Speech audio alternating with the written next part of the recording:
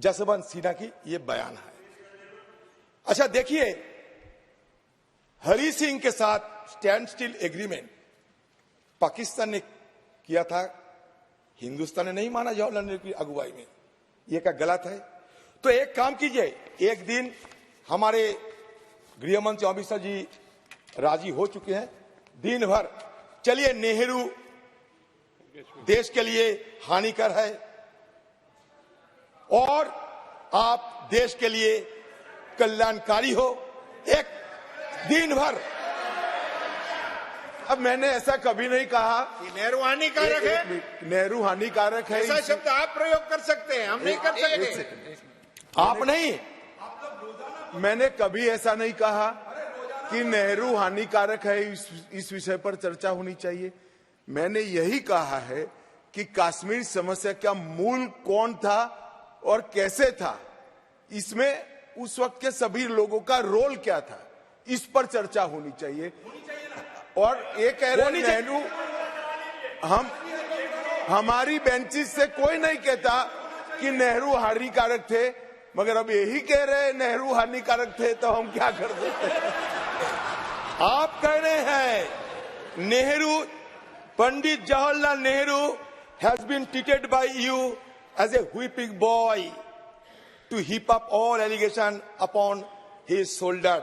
This is the I mean ironical to note, ये पंडित नेहरू की चलते आज देश कहां से कहां आप पहुंचे। आइए ना एक दिन सदन में चर्चा किया जाए। हम लोग ये नहीं कहते कि सब कुछ हम कर दिए हैं, लेकिन सुनिए, spare your words, your action will speak for it. आइए, ये सारे कानूनी बात तो हो चुके हैं, मैं दोहराना नहीं चाहते। मैं ये कहना चाहते हैं कि कश्मीर में आप दावा करते हैं, गर्व से कहते हैं कि हम ग्रामीण चुनाव किए हैं, अर्बन चुनाव किए हैं, ये किए हैं, वो किए हैं। अगर इतना चुनाव कर दिए हैं तो विधानसभा चुनाव करने में दिक्कत क्या थी? एक के बाद एक आपको कानून लाने की क्या जरूरत थी? आप चाहते हैं कि आप जम्मू कश्मीर विधानसभा में आपका जीत निश्चित हो, इसलिए सारे ये कार्रवाई चल रहे हैं। इसको कहते हैं कि इलेक्टोरल जेरिमेंडरिंग। ये करते हैं अब इसलिए कि जम्मू कश्मीर चुनाव में जीत हासिल कर पाए। आप बताइए तो Amit Shah ji, as per a report by the forum of human rights in Jammu Kashmir between 2019 and 2022, 71 CRPF troops lost their lives, doubling the toll from the preceding 4 years, 2014 to 18, during which 35 fatalities occurred. ये सही या गलत? Between April 2023 and November 2023, a total 23 army and security personnel have lost their lives. On 9th August 2023, the Ministry of Home Affairs reported to Rajya Sabha that between 2018 to 2020, Jammu and Kashmir experienced 761 terrorist incidents, which resulted in 174 civilian deaths. The highest number of attacks occurred in 2018. 228 attacks occurred, causing 40 civilian casualties. As per a reply in the Rajya Sabha, 99 security personnel were killed in Jammu and Kashmir between August 2019 and April 2022. In the preceding 5 years, 460 security personnel were killed. According to RTI reply, the number of terrorist incidents has only increased after the abrogation of Article 370, increasing from 151 incidents in 2014 to 191 incidents till August 2022. आप बताओ, मैं कोई गलत बोलते हैं? आप अपना जवाब में जरूर बताइएगा। मैं आपको आंकड़ा पेश कर सकते हैं।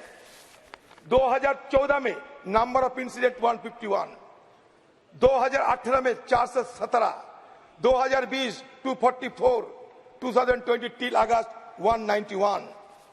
40 जवान were martyred in Pulwama attack in 2019. It was the deadliest attack on 3 decades, which according to ex-governor Satyapal Malik was avoidable and was due to the government incompetence. हमने कहा सत्यपाल मलिक तो गवर्नर थे, आप उनको नाकार तो नहीं सकते। इसके चलते बालाकोट भी हुए। अगर हम कोई सवाल पूछने का कोई दिलचस्पी हो तो अब तुरंत हमें एंटी नेशनल बढ़ा देते हो। लेकिन देखिए, जो जगजाहिर होते हैं उस बारे में तो चर्चा होगी। 1971 में इंदिरा गांधी जी की अगुवाई में हमारे जहांबाज फौजों ने पाकिस्तान को हराया था, बांग्लादेश को गठित करने में मदद की थी। 93,000 पाकिस्तानी फौजों को हिरासत में लिया था। उसके बाद शिमला एग्रीमेंट हुई, सब जग जाहिर है। लेकिन बालाकोट के बारे में अगर कुछ पूछा जाए तुरंत हम एंटी नेशनल बन जाते हैं। अरे हमारा जहांबाज फौजों पे पूरा भरोसा है और वो बालाकोट की चलते उस समय हमारे एयरक्राफ्ट, हमारे हेलीकॉप्टर, उसके साथ हमारे ऑफिसर, उनको भी शहादत लेने पड़ी। ये सब तो जग जाहिर है। तो सवाल अगर किया जाए, जानने की अगर कोई दिलचस्पी रहे तो गलत नहीं है। आप बताइए कि सत्यपाल मलिक ने जो कहे हैं वो गलत कहे हैं। Despite claims of reduce terrorist attack, information from the Ministry of Home Affairs reveals that between August 2019 and July 22, the region witnessed an average 3.26 terror attack casualties per month, compared to 2.8 fatalities per month in the nearly 5 years preceding the abrogation. Amit Shah ji, मैं recent घटना बता रहा हूं आपको, एकदम recent. Rajouri encounter बताइए, Anantnag encounter हुआ या नहीं, Kulgam terror attack, Rajouri attack, पूंछ अटैक। हाँ, घाटी में जरूर कमियां आए हैं, लेकिन पीर पंजल की पार, चेनाब वैली, जम्मू रीजियन आप तक तो शांत थे। अभी हुआ कि इस तरह की घटना घट रही है। आपने तो वादा किया था टेररिस्ट खत्म हो जाएगी, विकास होते रहेंगे, लेकिन ये क्यों हो रहे हैं? ये सवाल पूछना कोई अन्याय तो नहीं है। हम ये सवाल पूछते हैं। आपने वादा किया था कश्मीरी पंडितों के बारे में। देखिए, हमारे खिलाफ एक इल्जाम लगते हैं कि हमारे लिए कश्मीरी पंडित को घाटी छोड़ने को मजबूर होने पड़ी।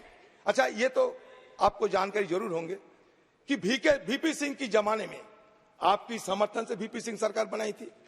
उस समय क्या ये विस्थापन मतलब कश्मीरी माइग्रेंट के पलायन नहीं होते थे?